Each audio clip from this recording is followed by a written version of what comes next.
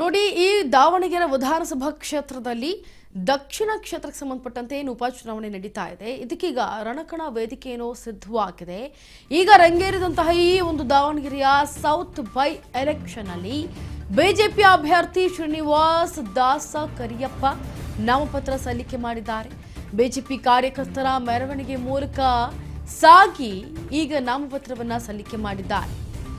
ಮಾಜಿ ಸಿಎಂ ಯಡಿಯೂರಪ್ಪ, ಮಾಜಿ ಸಂಸದ ಜಿಎಂ ಸಿದ್ದೇಶ್ವರ್, ಹಾಗೆ ಮಾಜಿ ಸಚಿವ ಎಂಪಿ ರೇಣುಕಾಚಾರ್ಯ ಸೇರಿ ಇನ್ನೂ ಕೂಡ ಹಲವರು ಮುಖಂಡರುಗಳು ಭಾಗಿಯಾಗಿ ನಾಮಪತ್ರವನ್ನು ಸಲ್ಲಿಕೆ ಮಾಡಿದ್ದಾರೆ.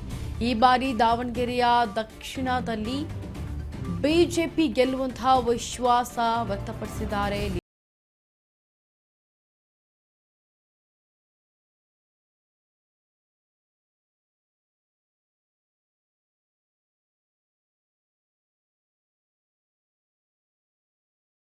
ದಕ್ಷಿಣ ಕ್ಷೇತ್ರದಲ್ಲಿ ಉಪಚುನಾವಣೆ ಅಂದರೆ ಬೈ ಎಲೆಕ್ಷನ್ಗೆ ಸಂಬಂಧಪಟ್ಟಂತೆ ನಿನ್ನೆ ಏನು ಕಾಂಗ್ರೆಸ್ನಲ್ಲಿ ಎರಡು ಕಡೆ ಈಗ ಅಂದರೆ 2 ವಿಧಾನಸಭಾ ಕ್ಷೇತ್ರದಲ್ಲಿ ಹೆಸರನ್ನ ಘೋಷಣೆ ಮಾಡಾಯಿತು. ಈಗ ಅಭ್ಯರ್ಥಿಗಳು ಈಗ ನಾಮಪತ್ರವನ್ನು ಸಲ್ಲಿಕೆ ಮಾಡಿದ್ದಾಯಿತು. ಆದರೆ ಈಗ ಬಿಜೆಪಿಯ ಅಭ್ಯರ್ಥಿಗಳು ಏನು ಸ್ಪರ್ಧೆ ಮಾಡೋದಕ್ಕೆ ಅಂತ ನಿಂತಿದ್ದಾರೆ. ಈ ಬಿಜೆಪಿ ಅಭ್ಯರ್ಥಿಯ ಸ್ಪರ್ಧಿಗಳಲ್ಲಿ ಏನು ದಾವಣಗೆರೆ ದಕ್ಷಿಣದಲ್ಲಿ ಅಭ್ಯರ್ಥಿನ ಆಯ್ಕೆ ಮಾಡಲಾಗಿದೆ. ಎಸ್ಟಿ ಮೋರ್ಚಾದ ರಾಜ್ಯ ಉಪಾಧ್ಯಕ್ಷರಾದಂತಹ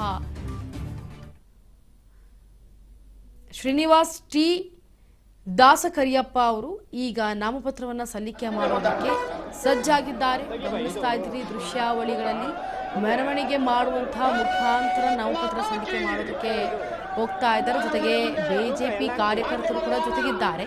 ಮೆರವಣಿಗೆ ಮೂಲಕ ಸಾಗಿ ಈಗ ನಾಮಪತ್ರ ಸಲ್ಲಿಕೆಯನ್ನು ಮಾಡೋದಕ್ಕೆ ರೆಡಿ ಇದ್ದಾರೆ ಶ್ರೀನಿವಾಸ್ ಅವರು. ಮಾಜಿ ಸಿಎಂ ಯಡಿಯೂರಪ್ಪರಿದ್ದಾರೆ, ಮಾಜಿ ಸಂಸದರಿದ್ದಾರೆ, ಇನ್ನು ರೇಣುಕಾಚಾರ್ಯ ಸೇರಿ ಹಲವರು ಕೂಡ ಭಾಗಿಯಾಗಿದ್ದಾರೆ ಕಾರ್ಯಕರ್ತರು. ಗಮನಿಸ್ತಾ ಇದ್ದೀರಿ ದೃಶ್ಯಾವಳಿಗಳಲ್ಲಿ. ಈ ಬಾರಿ ದಾವಣಗೆರೆ ದಕ್ಷಿಣದಲ್ಲಿ ಬಿಜೆಪಿ ಗೆಲ್ಲುತ್ತೆ ಅನ್ನೋ ವಿಶ್ವಾಸವನ್ನು ವ್ಯಕ್ತಪಡಿಸ್ತಾ ಇದ್ದಾರೆ. ಇನ್ನು ವ್ಯಕ್ತಪಡಿಸಿದಂತಹ ಲೀಡರ್ಸ್ ಹೇಳ್ತಾ ಇದ್ದಾರೆ, ಈ ಸಲ ಬಿಜೆಪಿ ಬರುತ್ತೆ, ಅಭ್ಯರ್ಥಿಗಳನ್ನು ಆಯ್ಕೆ ಮಾಡಿದ್ದೇವೆ ನಾವು.